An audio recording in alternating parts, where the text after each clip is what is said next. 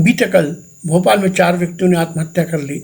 मानव आत्महत्या को अंतिम प्रयास में असफलता के बाद मुक्ति के अंतिम हथियार की तरह प्रयोग करता है। सरकार के पास इसका कोई इलाज नहीं है, परंतु समाज के पास है। भारत में समाज के स्तर पर इन दिनों सहृदयता कुछ कम होती दिख रही है। वस्तुतः भारत उन देशों में शुमार होता जा रहा है जहां हर साल बड़ी संख्या में लोग विभिन्न कारणों से आत्महत्या कर लेते हैं। राष्ट्रीय अपराध रिकॉर्ड ब्यूरो की ताज़ा रिपोर्ट में बताया गया है कि 2019 में 1.39 लाख लोगों ने अपनी ही जान ले ली।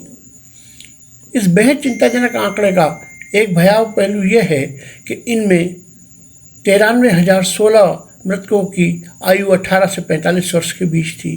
यदि 2018 के आंकड़ों से तुलना करें तो पिछले साल आत्महत्या के मामलों में जहां 3.4% की बढ़ोतरी हुई, वहीं अपने ही हाथों अपनी लीला समाप्त करने वाले युवाओं की संख्या में 4% की बढ़त दर्ज की गई है। इन दिनों एक अजीब सा अवसाद समाज के कामकाजी और मध्यम वर्ग में बैठता जा रहा है। मनोवैज्ञानिक इसे अवसाद की पहली सीढ़ी बता रहे हैं, पर इसके गंभीर होने की आशंका से भी इनकार नहीं कर रहे हैं। यह अवसाद बच्चों से लेकर बूढ़ों तक में है। शहर में बसने वाला मध्यम वर्ग और वे लोग जिनके इस दौरान काम धंधे चौपट हो गए हैं या जो बेरोजगार हो गए हैं, ज़्यादा निराश दिखाई दे रहे हैं।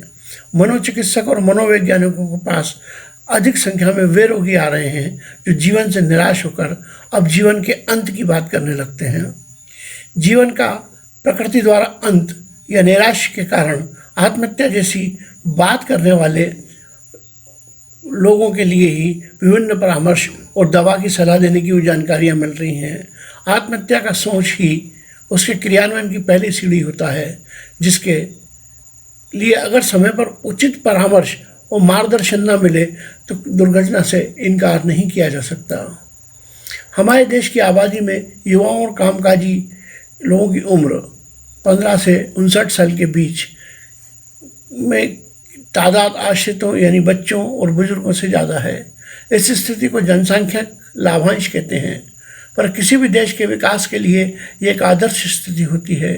आत्महत्याओं के आंकड़े जनसंख्या लाभांश से पैदा हुए उत्साह के लिए चिंताजनक हैं और सरकार व समाज के स्तर पर इसे रोकने की ठोस प्रयासों की दरकार है। ब्यूरो की रिपोर्ट में खुदकुशी की जो वजह बताई गई हैं, उनमें पारिवारिक सारी स्थिति, प्रेम संबंध, नशे की लत, मानसिक स्वास्थ्य में गड़बड़ी आदि प्रमुख हैं। यदि 18 से 45 साल के मृतकों की बात करें तो पारिवारिक कारण सबसे बड़े कारक के रूप में सामने आते हैं। भारत जैसे देशों में सांस्कृतिक और सामाजिक तौर पर व्यक्ति के जीवन में परिवार की बड़ी अहम भूमिका होती है। यदि पारिवारिक कलह और आपसी संबंधों के बिगड़ने या आर्थिक स्थिति खराब होने जैसी स्थितियां जानलेवा होती जा रही हैं, तो सभी को इस पर गंभीरता से विचार करने की ज़रूरत है। किसी भी परेशानी का सामना मिलजुल कर किया जा सकता है।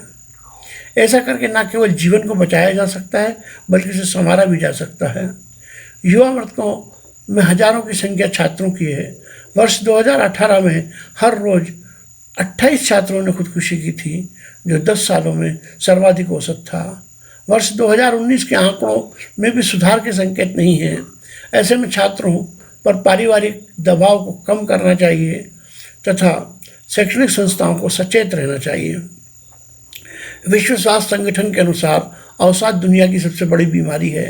भारत में ये चुनौती बेहद गंभीर है। इस साल कोरोना महामारी और आर्थिक संकट ने बड़ी समस्याएं पैदा की हैं।